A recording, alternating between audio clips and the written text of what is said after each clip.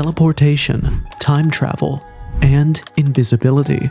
The government discovered all three in a single experiment. It should have been a victory, but the experiment's side effects were so horrifying that the entire operation was shut down and never talked about again.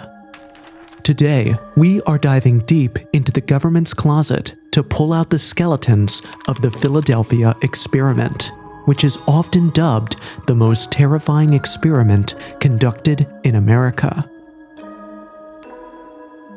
In 1943, the government launched a top-secret project codenamed Operation Rainbow.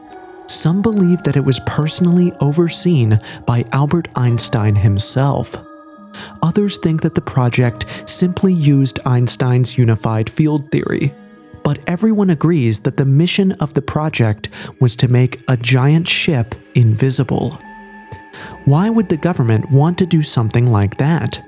Well, for starters, this was at the height of the Second World War, when the German Navy had the upper hand in the Battle of the Atlantic.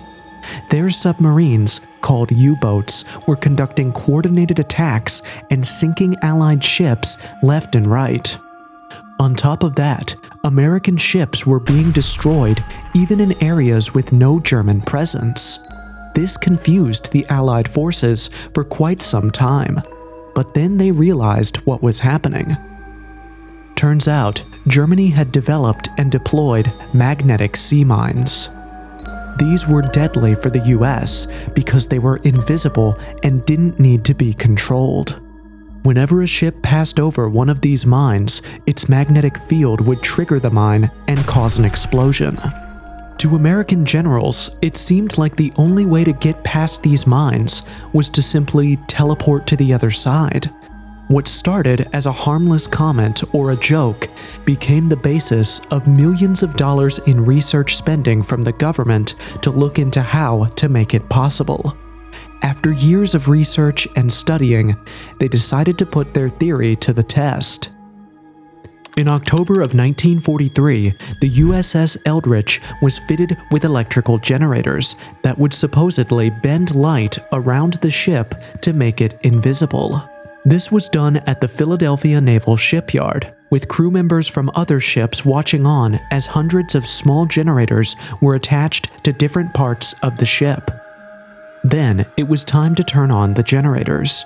The collective hum of multiple generators could be heard at quite a distance, and those nearby could see that something was happening, even though they couldn't understand it. Suddenly, the ship was covered by green fog with a faint glow, and within seconds, just as it appeared, the fog vanished, as did the sound of the generators. But the most surprising thing of all was that the entire ship had vanished too. Then, a few minutes later, the ship was back with the generators turned off. It was done. They had just successfully teleported a ship. The experiment was a success. Or so it seemed. Something was off. Everyone outside was cheering, yet the ship itself was eerily silent. So much so that it was concerning. A few men from the shipyard went on board to investigate the eerie silence, and they found the crew completely stunned. The crew were silent, as if they had seen something too scary to put into words. Some were said to have a 1,000-yard stare. It seemed like the experiment had taken a psychological toll. But all of the crew members were physically okay, except for one guy. He was on the upper deck when the ship vanished, but when it returned he was on a lower deck, as if he had phased through the floor. Even more terrifying was what had happened to his body. His hand was fused to the steel hull on a molecular level. It was like the ship was constructed around his hand. Details of the experiment were sent up the chain, and despite the psychological toll on the crew and the horrifying sight of the one guy fused with the ship, the experiment was deemed a success, and another one was scheduled. A few days later, on October 28, 1943, the USS Eldridge was once again prepared for the experiment. The generators were already attached and required little servicing. All that was left was flipping the switch. Once again, the generators hummed in unison, and a green-blue fog surrounded the ship, and once again, everything vanished. The fog, the ship, and the sound, all gone. But this time, something else happened. The ship appeared in the Norfolk Naval Shipyard in Virginia, roughly 200 miles away. But even more surprising was that it appeared 10 minutes earlier than it had vanished. So if the ship vanished at 9 a.m. in Philadelphia, it appeared at 8:50 a.m. in Virginia. In other words, the ship had not just teleported, but it had also traveled back in time. But before the guys at the Norfolk Naval Shipyard could enter the ship or ask the crew what the heck was happening, the Eldridge vanished once more. For those in Philadelphia, the ship was gone for 10 minutes, after which it appeared just as magically as it had vanished. But this time, the crew wasn't silent. Painful screams of agony filled the air. It sounded like every crew member was on fire. External staff rushed on board to see what happened, and nothing could have prepared them for what they were about to see. Many crew members were fused to parts of the ship. Some had their feet attached to the floor. Others had their arms fused to the side. One member had been turned inside out, a human-shaped pile of blood and bones. Pretty much everyone on board had third-degree burns. The luckiest seemed to be dead, as the ones who lived were tearing out their hair and screaming in agony. The survivors would eventually calm down, though they continued to be nauseous and disoriented. Many were declared clinically insane, and those who recovered refused to say anything about what happened. The Philadelphia experiment was a success and a failure. Success because a Cannon-class destroyer escort was teleported over 200 miles and rendered invisible for the duration of the experiment. And failure because, well, the whole thing with the people fusing with the ship and going insane. It is said that the experiment was shut down and never attempted again. And we don't know much more because the government hasn't declassified any documents related to the experiment. Now, some of you watching this video might question whether the experiment even happened. After all, trying to make a ship vanish sounds too strange to be true.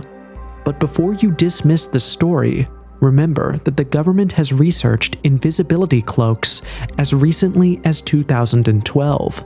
It spent $22 billion on researching strange technologies, including invisibility, space tunnels, and UFOs. You might think that it all sounds like science fiction, but the government literally uses science fiction as the basis of its research. In a document titled Invisibility Cloaking, Theories and Experiments, you can see illustrations of the Invisible Woman from the Fantastic Four comics, alongside the cover of H.G. Wells' novel The Invisible Man. So keep in mind that the guys who can spend billions of dollars on research like this can definitely spend a pretty penny to make a ship invisible. And by the way, this is far from the only case where government-funded research sounds like science fiction. Fans of the Stargate franchise are familiar with wormholes. These are theoretical teleportation tunnels that help with space travel. A wormhole bends space so you can enter at one point and exit in an entirely different galaxy. This is such a crazy idea that none of us would believe that the serious people in our government would spend money to research it. Yet, one report revealed that the government had spent quite a bit of money to research space travel via wormholes. Another discussed the possibility of digging a tunnel to the center of the moon to use it as a cannon to shoot spaceships. And how are we going to dig these tunnels? One of the suggestions made in the report was to use nukes. All of this is official, by the way. The government owns up to it.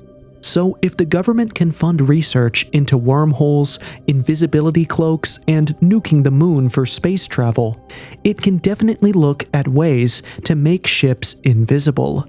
Especially during wartime, when the German Navy was a serious threat.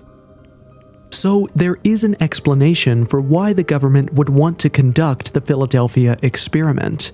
What we need is an explanation for what actually happened. Even though we know why, where, and how the Philadelphia experiment happened, we still don't know what exactly happened. You know, the intricacies of it all. And because of the lack of this data, people have been left to come out with their own theory of what actually happened. The first one, which is very bizarre even for this channel, is the disintegration theory.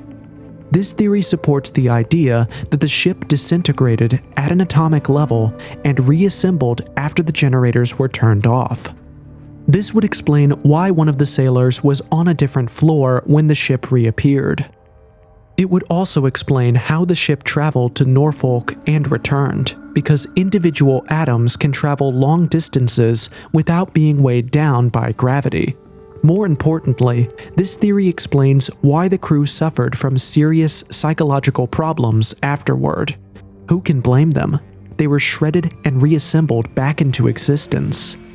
At least one part of this theory is backed by science. Electricity can indeed disintegrate stuff. Lightning can fracture rocks, and a simple electric pulse can disintegrate granite. But turning an entire ship to invisible dust seems far-fetched. That is, until you learn about electro-arc metal disintegration, which is a process in which an electric arc is used to vaporize metal. Of course, saying that the Navy did that to a giant ship and its entire crew is a little wild. But we're being wild in this section. We'll get realistic later. But even this theory has a lot of loose ends that make even believers of the Philadelphia experiment not believe this theory, which brings us to our next theory, the wormhole theory. According to this theory, the ship remained intact, but the space around it turned into a tunnel of sorts, allowing it to move to a different location. In other words, the ship didn't become invisible, it just went to a different place. What supports this theory is that in the second iteration of the experiment, the ship was reportedly seen in Norfolk, Virginia. But the first time around, it just vanished and wasn't seen anywhere else. Believers of the wormhole theory believe that the ship teleported the first time around as well, but went to a place with no witnesses. Maybe it went to the middle of the ocean. Another thing that supports this theory is the testimony of Alfred Bielek. Bielek was the only survivor to speak about the experiment. He was on board the Eldridge and felt like the ship was traveling through space and time. That feels a lot more like going through a wormhole. He made so many bold claims about the secret experiment done by the government and how the experiment affected him terribly and kept on affecting him until his death. His testimony of the Philadelphia experiment made him part and parcel of the Philadelphia lore. Even though all these sound weird, it should be noted all these experiments are based on science, according to Einstein. Physicists want to understand Einstein's unified field theory and gravity, and be able to manipulate it to the same extent that we understand electricity and magnetism and can use them for our own purposes. We're hoping that if gravity, electricity, and magnetism are all various manifestations of the same thing, we can create a tool or device that uses one or both of the first two, electricity and magnetism, to generate the third. 20th century technology is what it is today because of the efforts of men like Ampere, Faraday, Maxwell, and Hertz. These 20th century scientists and mathematicians pioneered the theoretical and experimental work in electricity and magnetism that we now take for granted and use anyhow. Science expects that the fundamentals of gravitation will be thoroughly understood enough to give rise to technologies such as anti-gravity generators and propulsion devices. However, if Albert Einstein's relativity theory is right, whoever controls gravity also controls time, because the two are inextricably linked. The ramifications are both fantastic and terrifying.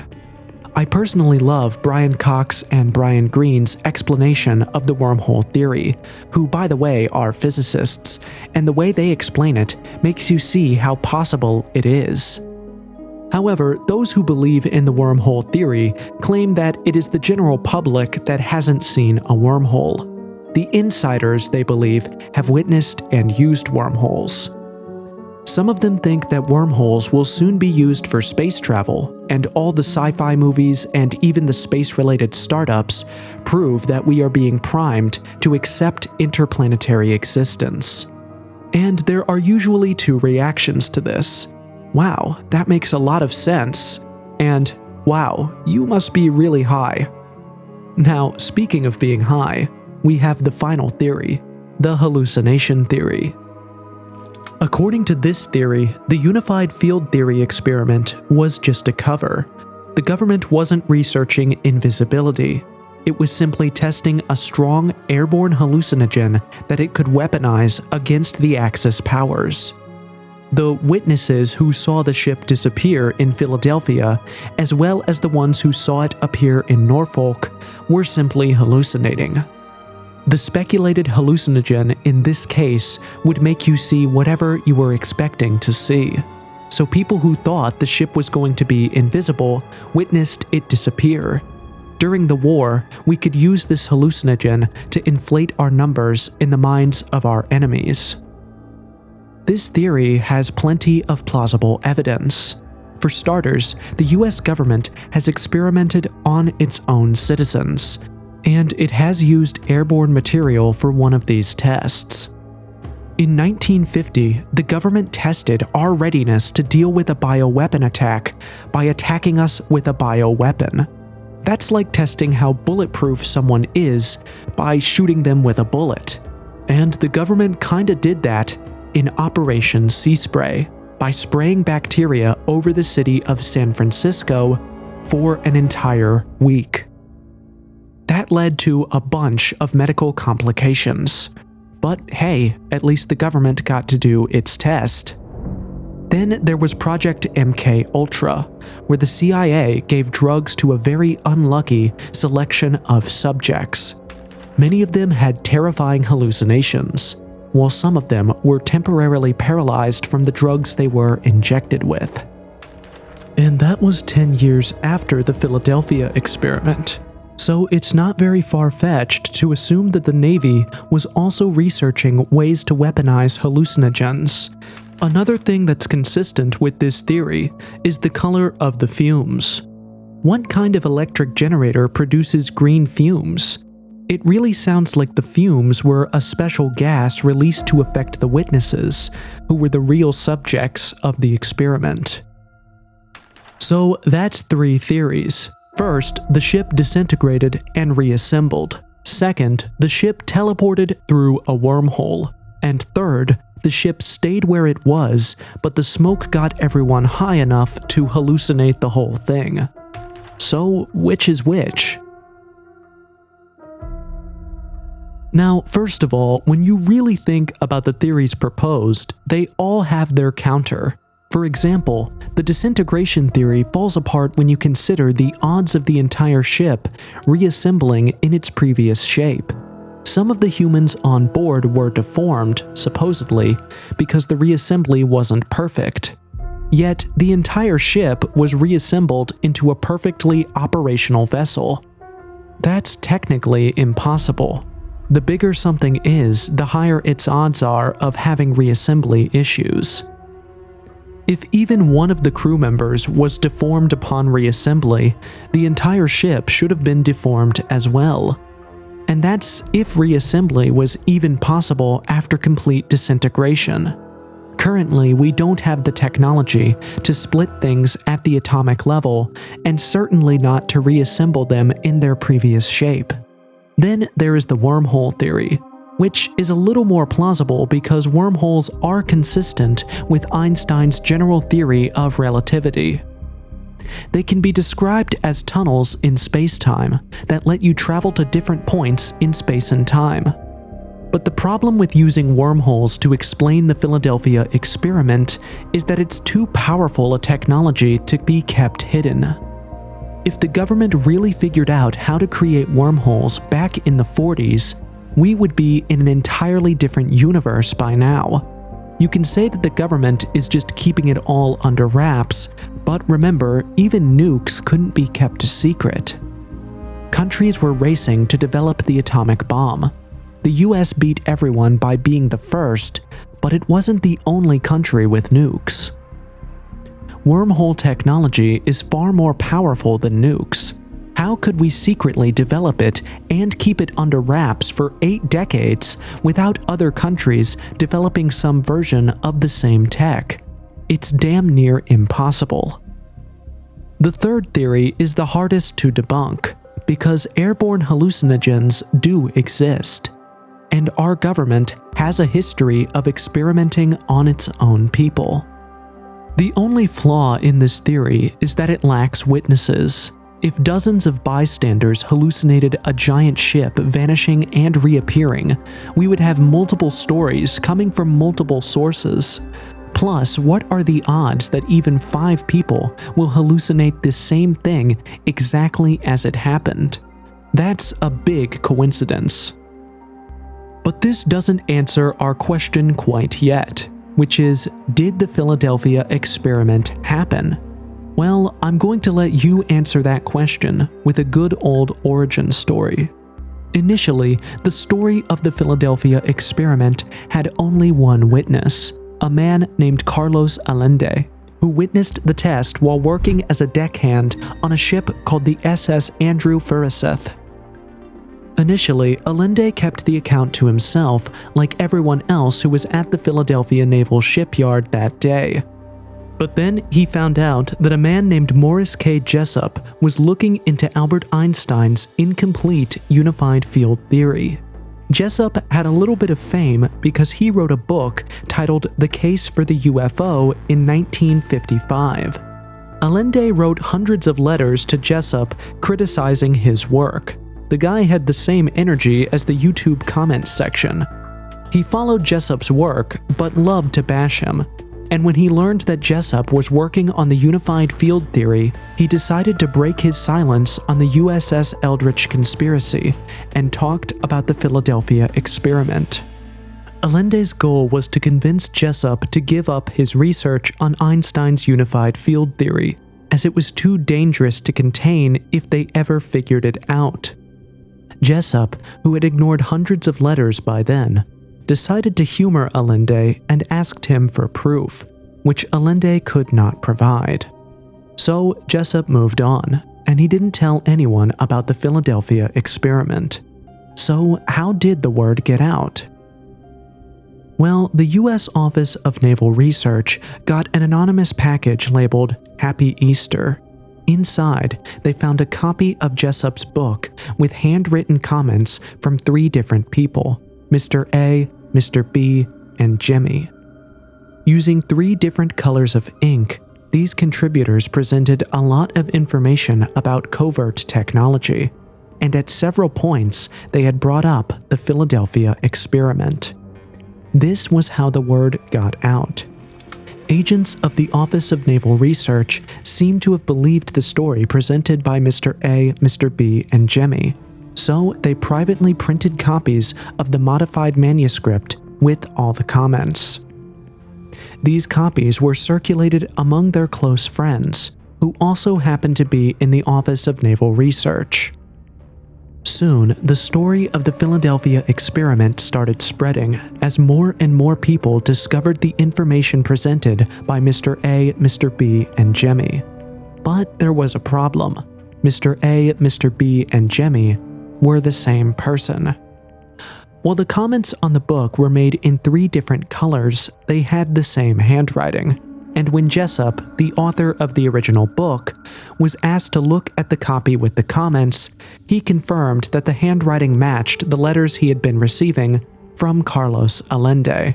So not only had Allende warned Jessup about the Philadelphia experiment, but he had also taken Jessup's book and added the story of the Philadelphia experiment to it. And then he went ahead and mailed the modified copy to the Office of Naval Research. So far, the only person talking about the Philadelphia experiment was Carlos Allende. I mean, 3 people had talked about it in the modified book, but all of them were Carlos Allende. But that's not even the craziest part. Turns out Carlos Allende never existed. It was a made-up persona all along. The real guy was Carl Allen, who had a history of mental illness and was described by his family as a creative and imaginative loner. This made the story of the Philadelphia experiment less trustworthy. On top of that, Carl Allen admitted to making the whole thing up. Then he took back his statement. Then he admitted to making it up. Then he took back his statement once more. He could not offer any evidence. So it was pretty obvious that the Philadelphia experiment was a product of Carl Allen's wild imagination. But that did not stop people from believing the story. USS Eldridge was a real ship with an active crew who were pestered with questions about the experiment. They kept denying that it happened and were accused of covering up for the government. Finally, in 1996, the Office of Naval Research released an official statement that put the rumors to rest. It read, "The ONR has never conducted any investigations on invisibility, either in 1943 or at any other time. In view of present scientific knowledge, ONR scientists do not believe that such an experiment could be possible, except in the realm of science fiction." In the same statement, the Office of Naval Research offered a possible explanation for why the Philadelphia experiment narrative took off. Turns out, the US Navy was indeed conducting research to make its ships invisible, but not to human eyes. The Navy wanted to make its ships invisible to magnetic mines. As mentioned earlier, the Germans had deployed magnetic sea mines that would get triggered upon detecting a ship's magnetic field, and the US Navy was researching a way to make its ship's magnetic field undetectable. And by the way, they found a way to do it. It's called degaussing, and it's a very common protective measure these days. The research was initially conducted at the Philadelphia Naval Shipyard. Carl Allen, who was working on the SS Andrew Forsyth, might have heard about it and made up the rest, because the logs of the USS Eldridge placed it in the Bahamas on the day that the supposed experiment happened in Philadelphia. On top of that, no witnesses or survivors ever came forward. But what about Alfred Bielek, the guy who was on the ship during the experiment? The one who said that the ship was basically sailing through space? Well, Bielek wasn't even in Philadelphia at the time. The speech made him popular in the UFO circles, and it seems like that's all he wanted. He claimed to have his fingers in all sorts of secret projects, including the Montauk Project. And it's just very unlikely that any person would have that kind of access to begin with. So Alfred Bielek wasn't a survivor, he wasn't a crew member, and he was nowhere near the supposed site of the experiment. He wasn't even in the military at all. The people who were at the shipyard and on the ship dismissed Carl Allen's story. None of them were disfigured or diagnosed with mental health problems. No dead bodies surfaced. And if all of that's not enough to confirm that the Philadelphia experiment was a hoax, just think about how little sense it all makes. The government ran such a risky experiment on such a giant ship twice, and on top of that, chose to keep the crew on board both times. Also, the fact that we haven't weaponized teleportation or invisibility in 2025 proves that we never really discovered it in the 40s. That said, the invisibility cloak research is very real. The government did spend $22 billion looking into invisibility cloaks and UFOs. But there's an explanation for that as well. The senator responsible for that whole program was Harry Reid. And most of the research for the program was not done in-house. So the government didn't do the research. It hired a third party to do the research. And the third party was a company owned by Senator Harry Reid's friend, Robert Bigelow.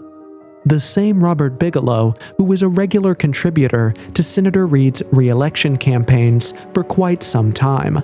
So it sounds like the senator did him a favor by giving him a $10 million research contract, or as I like to see it, a $10 million gift.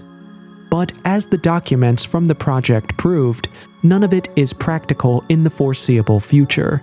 So it doesn't seem like we're anywhere close to generating wormholes. Now, even though the Philadelphia experiment isn't real, the horrors at Plum Island are.